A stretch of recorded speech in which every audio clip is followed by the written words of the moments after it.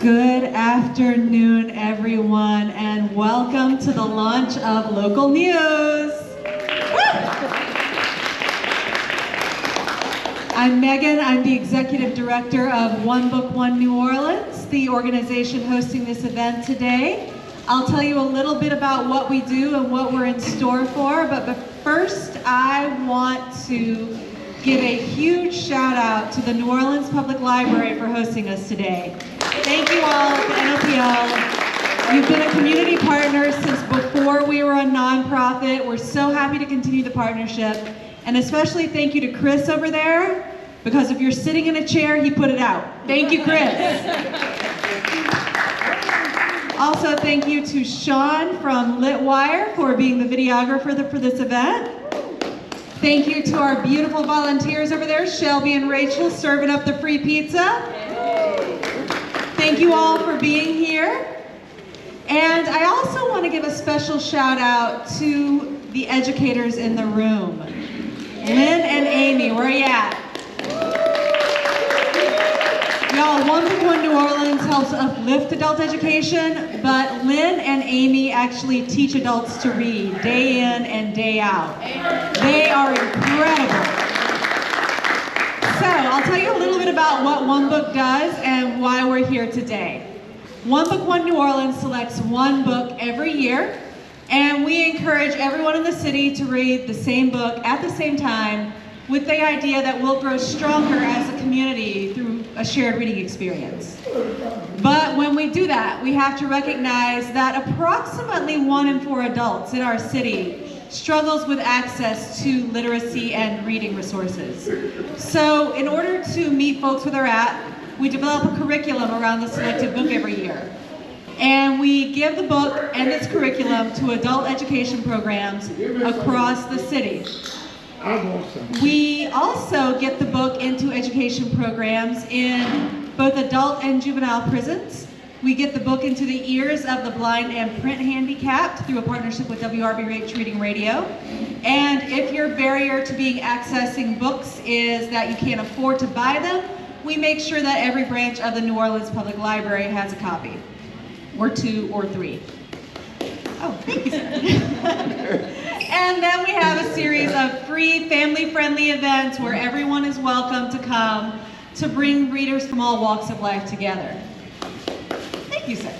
I like your clapping. Come to all the events and just clap. So this year, the book, as most of you know, is I Feel to Believe by Jarvis DeBerry. And we're really lucky today that Jarvis is in the house, y'all. Give it up. He's right there in the front row. Jarvis, from my heart, I thank you. This is the first year we've been able to be back in person since 2020. And Jarvis has been at every One Book event. Jarvis has been a champion of this nonprofit. And we are so lucky to have had this year with you. Thank you so much. And the reason we're all here today is because adult learners who got the curriculum and the book from us have written pieces inspired by Jarvis's work. And we've published them in this book called Local News. Everyone is welcome to take a copy. They are free. Take one for your family members if you'd like. Please enjoy them. And all of these adults who are writing are currently working to further their literacy skills with programs like YES and YEP and different adult education programs from the city. Some of those students are preparing for the HiSET, which is the Louisiana equivalent of the GED, right? It's the high school equivalency test. And I want to give a huge shout out to Miss Nina, who yesterday found out that she passed. She has graduated. And we are looking forward to watching you walk across the stage in June. Congratulations, Ms. Nina, on your accomplishment. I think that's all the shout outs I got to do. So without further ado, I'm going to turn it over to YMCA Educational Services. Amy, I can never remember, Leggett or Leggett? Leggett. I always try to make it more complicated than it is. And pro tip, as some of the authors come up to read pieces from Local News, I would recommend coming up through here because there's a bit of a tripwire there. So let's not slip and fall today. Hi everyone, hi authors. First I just want to say how proud we all are of you for getting your voices in print. That's amazing. Many of my students, right, you have to clap. Many of my students did write pieces thanks to Miss Andrea back there. She's joined us. She moved on to another position, but she came here still to honor all of you. And I don't think that any of our writers wanted to read today. No? Okay. But I did want to do something special for one of our folks. We found out that Mr. Robert Terry, one of our students, passed away this week. And he wrote 2 stories in the book, and I'd like to read one in his honor. And I want him to know that I'm going to keep his cheerful spirit here with us. So this is on page 23. When I First Came to New Orleans by Robert Terry. When I first came to New Orleans at Mardi Gras, I met a whole lot of people. They told me about Mardi Gras and about New Orleans. They told me about parades, the beads, and the second lines. They asked me where I was from, and they offered me food, money, and helped me out with whatever I needed. The people were so friendly. I decided to stay. That's why. Now, with all the violence, robberies, and burglaries going on, I'd like to see that change and go back to the way it was when I first came. Young people need to go to school and learn and get guidance because they act like they don't have no mother or father. They need to get back on their guidance. They can go down the right path. Then New Orleans can be friendly and helpful like it was when I first came. Thank you, Mr. Robert. Like I said, I don't have anyone who wants to read what they wrote, Daniel.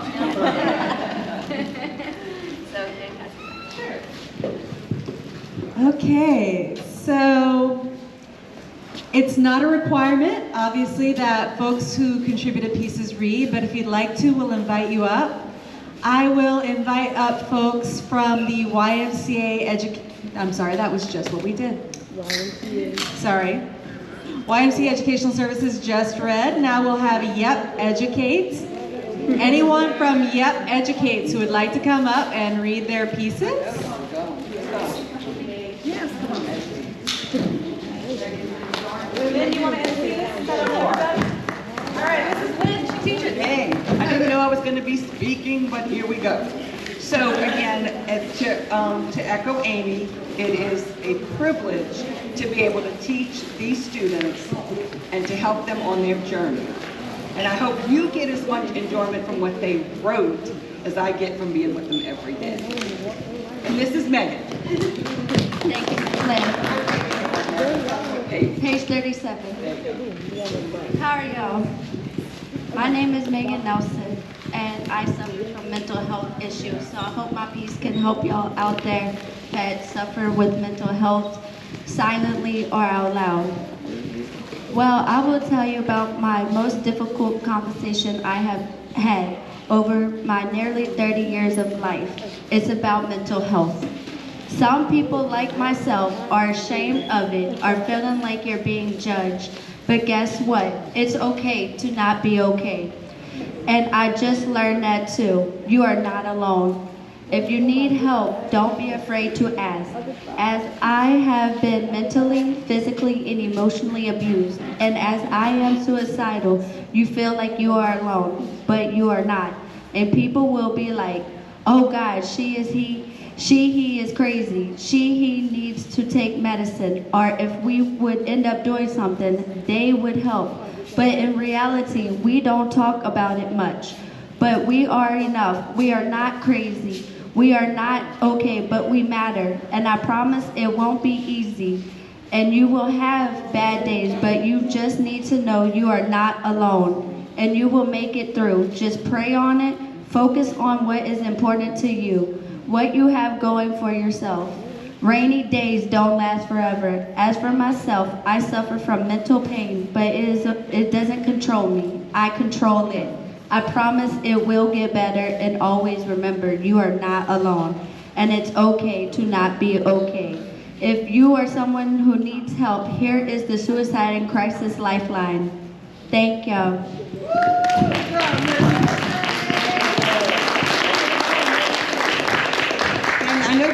mention this, but Megan also got her high set. She graduated last week, right?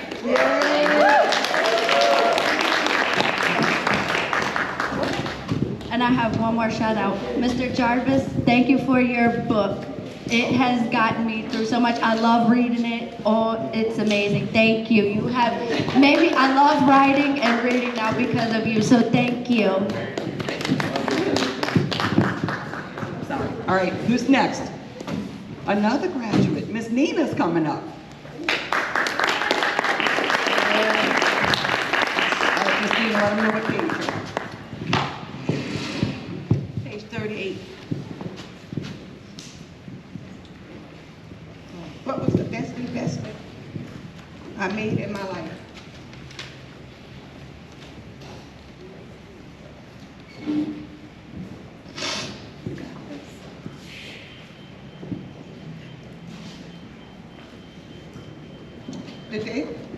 The day I decided to go back to school and get my high set was the best investment of my life, for myself. Have you ever heard of faking it until you make it? Well, that's with me. That was me. I've been faking it for over 30 years. I lying on job applications and hoping and praying they don't ask for a copy of my diploma. Don't get me wrong, I've held many positions in the working world. I was a preschool teacher for 13 years, a cook, a CNA, and a steward, just to name a few. But deep down inside, I always knew something was missing. I've made many investments in my lifetime. I'm a wife of 30 years to a wonderful, loving husband, a mother to my handsome son and 2 beautiful daughters. I'm also a grandmother of 6 grandsons, my kings. The day I decided to go back and obtain my high set was the best investment I made in my life, because it was for me.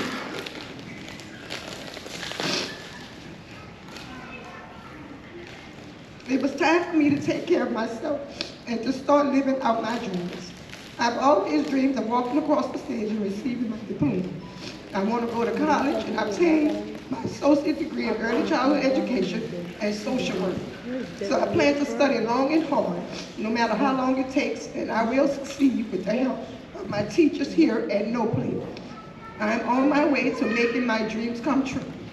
And today I received my phone call that I will be graduated in June. Thank you. Good job, Miss Nina. Who's next?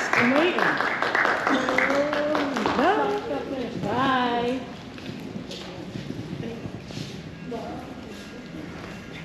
All right, this is Miss Geraldine Dow. Miss Geraldine, let me know what page. Follow along. Oh, page 30. Hi, my name is Geraldine Dowd, but I wanted to, what the reason why I wrote this. I didn't write it for me, but I wrote it for freedom for others that maybe went through it, maybe going through it, maybe gave up on life and feel that they're handicapped and they can't make it because it happened to them. But there's always hope in a bad situation. And I actually was sitting in class one day and I wrote this for Miss Lynn. And as I was thinking, because she always spunky, always keeping a smile, and I always tell her I love that about her, that she don't let life overtakes her. And sometimes you think by her having a smile, or others may.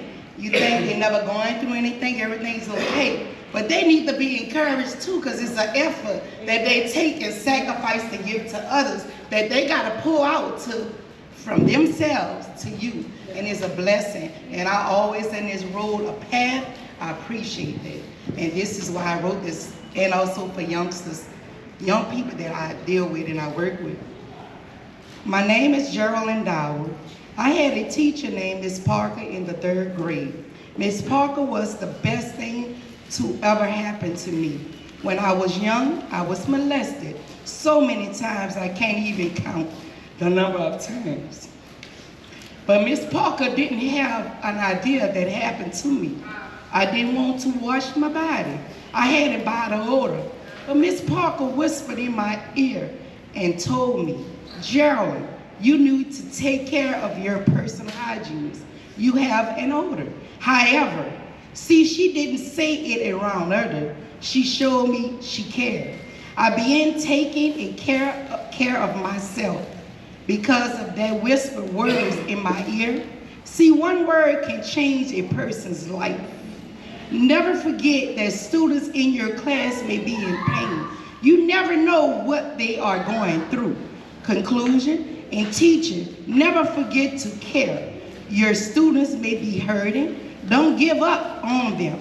But I know sometimes it's not easy after you have given your best. It will work out for your good. Maybe one person you may touch just by caring. That is the end of my story.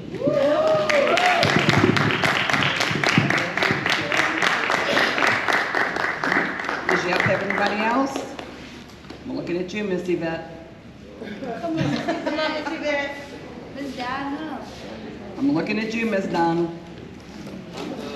All right, thank you. Miss Yvette, yes or no?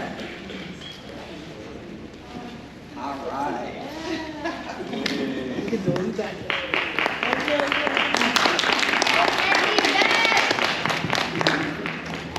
All right, this is Miss Yvette Lindsay. Page 36. My certain belief are respecting other people if you want respect, no matter what age they are, women, men, children, black or white. My next belief is when you are driving if you're driving, yeah. My next belief is when you're driving and a black cat runs in front of your car, it's bad luck. I really believe that. So every time a black cat runs in front of my car, I back up and go another way. Next, I was taught that if you break a mirror, that's 7 years bad luck. And I have broken lots of mirrors in my life. So I believe that is why I had so much bad luck. It may not be true, but that's what I believe. My next belief is always keep your bathroom clean, no matter. Keep your bathroom and kitchen clean, no matter if the rest of the house is not. And always put God first, no matter who comes in your life. And my mother taught me to get to know everything about a man before you get in a relationship, so you know what you're getting into before you get in your feelings involved. But she said, you are going to go through something, but sometimes you can evolve. And the person who taught me these beliefs is my mother. I live these beliefs every day. She is the reason I am the person I am today. She molded me well, and I try to be the best I can be to make her proud of me. I miss my mother. She is all I had in my life.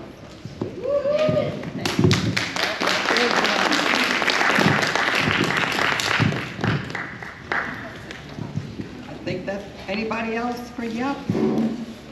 All right.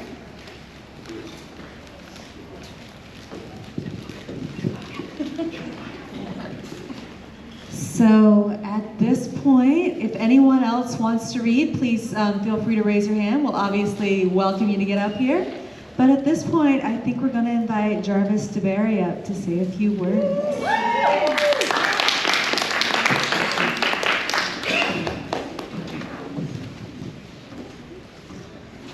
Thank you. Can you all hear me? Okay, thank you, Megan. Thank you, One Book, and thank you all of the readers who have come before this afternoon. I am really grateful to have been invited here and grateful to be in your presence. And I mean that as sincerely as I can express it. I was just sitting here remembering how fortunate I am. And it's, life is so often just a matter of your circumstances. And I think that's what so many of your pieces today have shown me, that somebody can have an advantage when they're young that somebody else doesn't have, and that person gets ahead, not because they're any smarter, or not because they're not as smart, but because of the certain and particular circumstances that they had in life. For example, for me, I was raised by an English teacher. And so that set my life on a certain trajectory that other people's lives didn't have. But I think what you all are demonstrating is it does not necessarily matter where you start. It does not matter how you start, but what matters is how you finish. And I'm so proud of you, Miss Nina, for being a graduate who just found out that she's graduating. And reading your piece, it really, really struck me. And you mentioned faking it till you make it. So many people in our city are doing it, right? They're faking it until they make it, and sometimes they don't make it because they're faking it, right? Yes. And I think that all of you have the courage, first, to acknowledge I need something that I don't have. And I'm going to go out and obtain that thing that I don't have because I want something better for me, something better for my family, something better for our future. So I really just thank you for allowing me to be here and to think and to address you. I've been reading your pieces, and I'm really amazed by the sincerity of it, by the heartfelt emotion that you put into your words. I was sitting here just thinking about a couple of historical figures. If you don't know a whole lot about Abraham Lincoln, the 16th President of the United States, one of the things that's most noteworthy about him is that he didn't learn to read at age 4 or 5. He was really in his teenage years when he really devoted himself to learning. And we know what happened after that, right? He became the President of the United States, perhaps the most consequential president that this country has ever had. But a few years ago, someone drew my attention to a quote from Frederick Douglass, who was born in slavery, escaped, was known as one of the world's great abolitionists. And I can't quote it verbatim. I was trying to look it up, and I got called on stage before I could find it. But the quote was, "Some people know the value of an education because they have it. I knew the value of an education because I didn't have it." And that's so important that you all realize the value of the education because you did not have it. And it's important, I think, to spread that word, to encourage other people such as yourselves. I certainly am going to be encouraging people who need these programs to look out to these programs, and I'm going to help however I can. This has been an amazing year for me, for being as part of One Book New Orleans. I thank Megan and One Book New Orleans for having me all the time that you have. And if you ever need me for anything, for any reason, I'm giving you permission right now. And I don't just mean the organizers of this, but even the students who are here today. If you need me for any reason, you can always reach out and I will get back to you. That's a promise. Thank you all so much, and congratulations to you all. You're all authors now, so feel content. Thank you, Megan.